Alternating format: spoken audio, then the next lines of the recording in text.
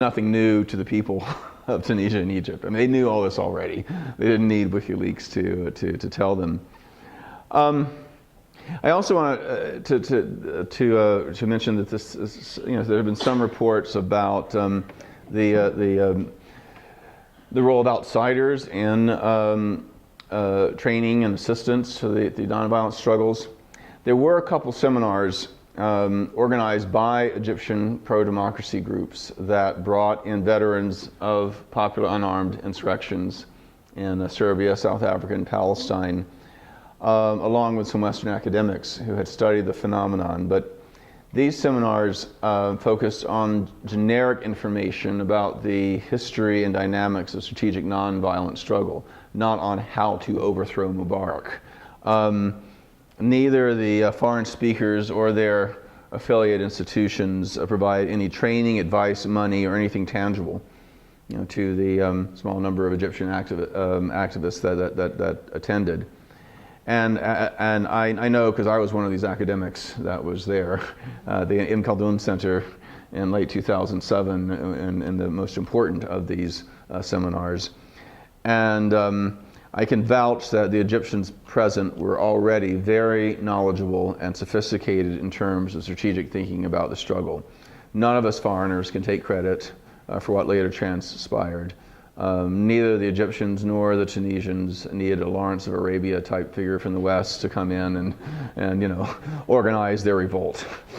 And the writings of Gene Sharp, translated into Arabic, were useful, but only in the way that Clausewitz or Lalzou or somebody would be, useful for someone looking at, military, strategy. Again, get some general concepts, which and encourage people to think perhaps in certain conceptual frameworks that were useful, but that's very, very different than actually organizing and thinking on specific strategies and tactics that were needed, which in both Tunisia and Egypt were brilliant and were innovative and some of them were new, never seen before in any other kind of uprising like this. So I think that's that we really need to, again, not deny agency to the Egyptian people themselves. They had the courage and smarts to fight for their own liberation, and let's not deny that to them. One thing that's been exciting about what we've seen, I think, so far is that all this strikes a blow to the two extremes in this nearly decade-long battle between Islamic extremists and U.S. imperialists. Al-Qaeda's line for years was that the only way to overthrow these Western-backed dictatorships is through subscribing to their cult, basically their extreme ideology and use of terrorism. But they have their first attack, as some of you may know, against U.S. interests was the Khobar Tower bombing in Riyadh in 1995, where it was a residential compound for Americans who were training the Saudi National Guard, which is largely for internal repression. But they haven't come close to overthrowing any Western-backed dictators. On the other extreme, the line put forward by American neoconservatives and their supporters, the only way to bring democracy in the Middle East is it has to be imposed by the West, as we've seen in Iraq, and we all know how well that's worked. In Iraq today, we have pro-democracy groups raided and shut down, intellectuals, journalists, and other supporters of the nonviolent protests they had there, arrested, tortured. We see rigged elections, government-backed death squads. Transparency International ranks the government as one of the most corrupt on the planet. Again, that's not what democracy looks like. And it's ironic, some of the people most skeptical of the nonviolent pro-democracy struggle in Egypt and Tunisia and Yemen and Bahrain and elsewhere are the very ones who supported the invasion of Iraq. They claim that indeed the claim that the invasion brought democracy to Iraq is almost as big a lie as the claim they had weapons of mass destruction.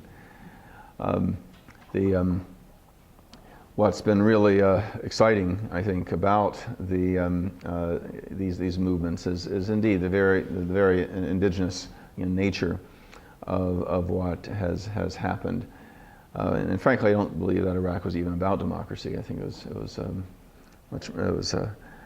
had about as much to do with democracy as the Sports Illustration swimsuit issue has to do about advertising swimwear. This is indeed, I think, frankly, Bush did for democracy in the Middle East what Stalin did for socialism in Eastern Europe.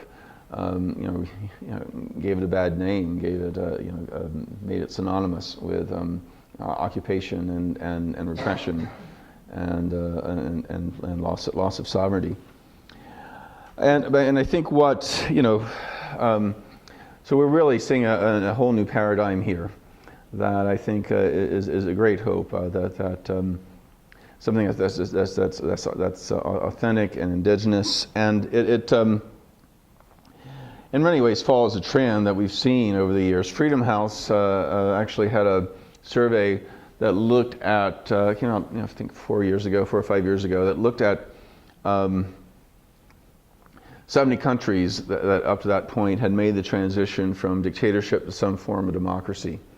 And they found that there were some cases where a government made that transition using the elites voluntarily ceded power.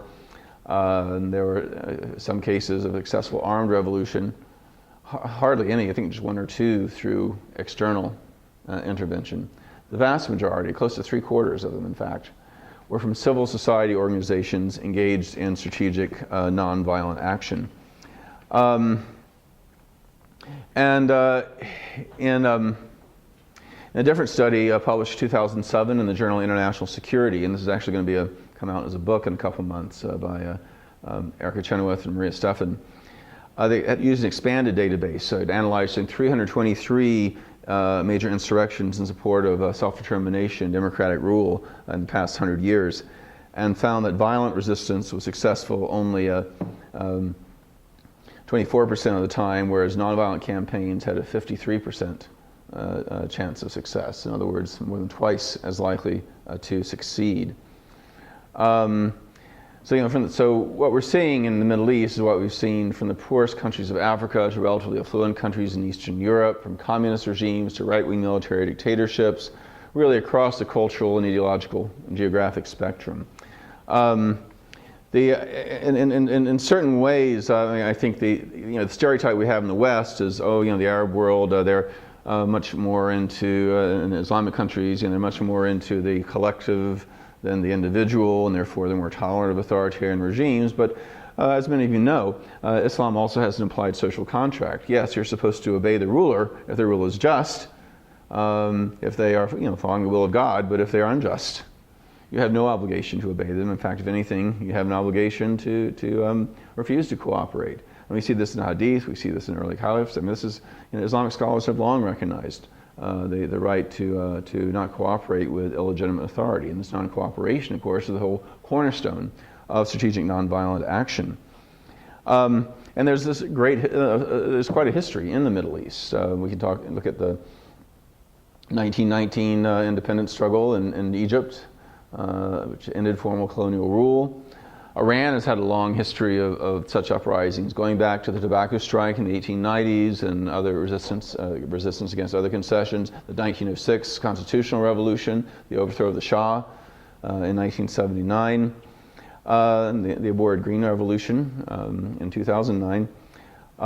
Palestine, saw the general strikes in the 1930s, the first Intifada, which was overwhelmingly nonviolent, more recent campaigns against the wall and settlement construction in the West Bank. In Sudan, military dictatorships in both 1964 and 1985 were ousted, though unfortunately these countries slid back into dictatorships a few years later. But after they were thrown to Mary in 1985, for 4 years, Sudan was probably the most democratic country in the Arab world. The 2006 Cedar Revolution in Lebanon ended years of Syrian domination. 2005 Cedar Revolution ended years of Syrian domination of that country.